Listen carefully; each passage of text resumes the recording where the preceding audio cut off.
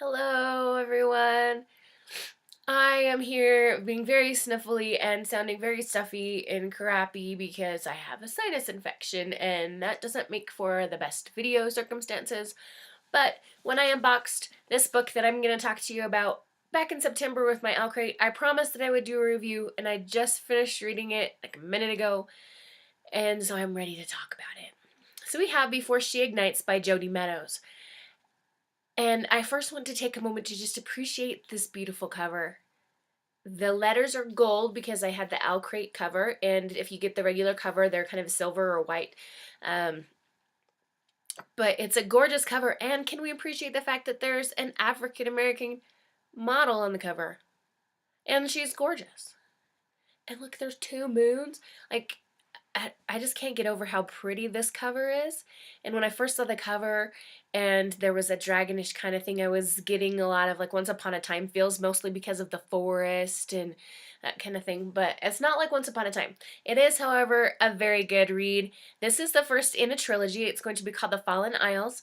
And we have a girl, Mira, our main character, who lives on one of the Fallen Isles, and she is kind of a symbol of this treaty, the Mira Treaty, that was named for her. Her father actually helped to draft it, and the treaty helps to protect dragons. It helps relations among the different islands, and it's kind of an important thing. But her whole life so far, Mira has been kind of told, well, your function is to be pretty, and thank goodness you're pretty, and oh, by the way, yeah, your value is because you're pretty, and you just stand up and make us look good and stand for the treaty.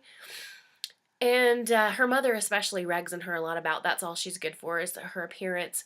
She was once kidnapped, or they attempted to kidnap her. People who are upset with the treaty see her as a symbol for that, and so some people were going to try to kidnap her, and she suffered a trauma. And she now suffers from anxiety and has some mental health issues going on, and she counts things and does her numbers in her mind to help her keep calm. When we first start reading the book, Mira has been taken to the pit, which is the worst, most awful prison in the Fallen Isles, because she spoke the truth. And as readers, we're not sure what that truth is yet. We have to read a few chapters, and in the first couple of sections of the book, we flip back and forth between present time in the pit and the past, and we slowly learn what the truth was that she told. And it's to do with dragons and the treaty, and there are some conspiracy things going on with the government and things happening there. When Mira first comes to the prison, she is befriended by the young boy in the cell next to her. He is from the Silent Isle, and that's not the actual name of the isle. It's Idris,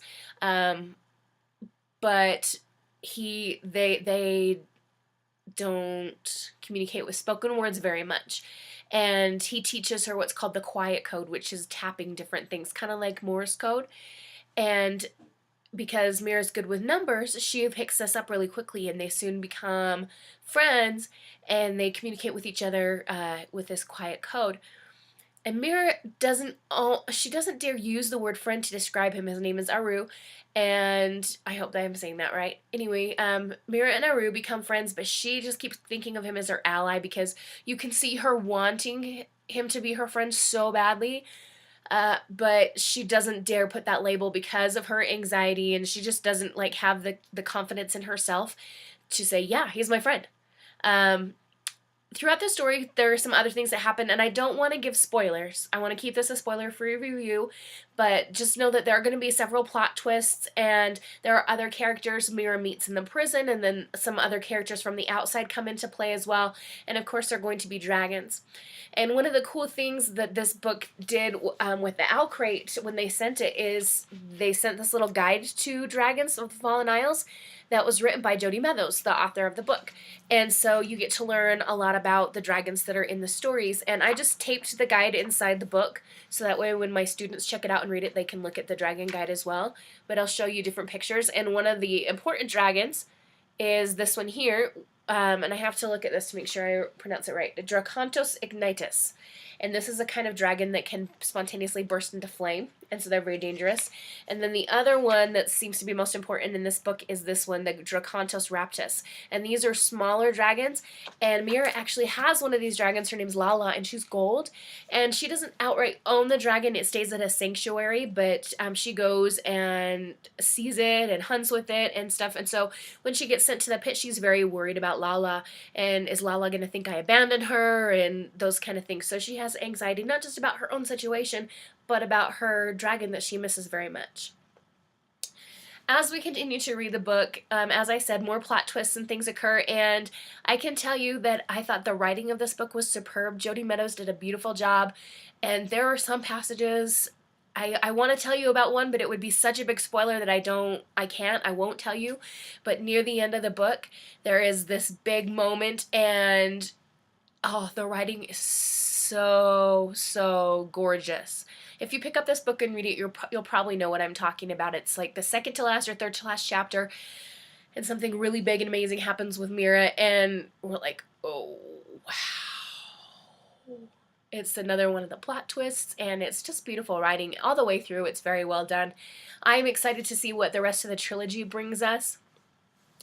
And yeah, just really excited to read more of this. I loved Jodi Meadows when she co-wrote My Lady Jane, and so when I saw this was the book in the Owl Crate, I was really excited, and I think, as I said, she's done a wonderful job.